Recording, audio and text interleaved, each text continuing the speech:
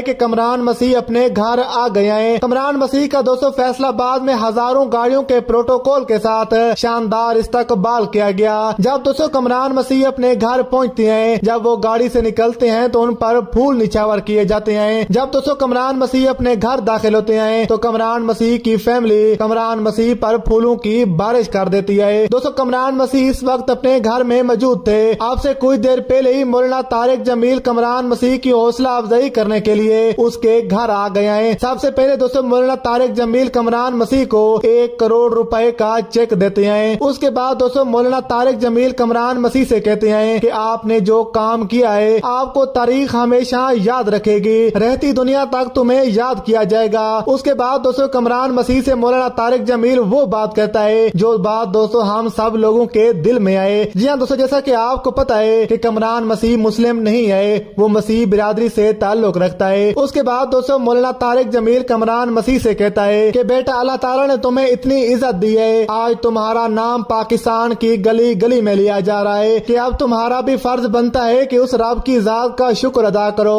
اور اسلام کو قبول کر لو۔ دوستو یہ سننے کے بعد کمران مسیح ہنس پڑتے ہیں اور اس کے بعد اپنا سر نیچے کر لیتے ہیں۔ اس کے بعد دوستو کمران مسیح مولانا طارق جمیل سے کہتے ہیں کہ آپ کو جلد خوشخبری ملے گی۔ دوستو آپ سب لوگوں نے بھی دعا کرنی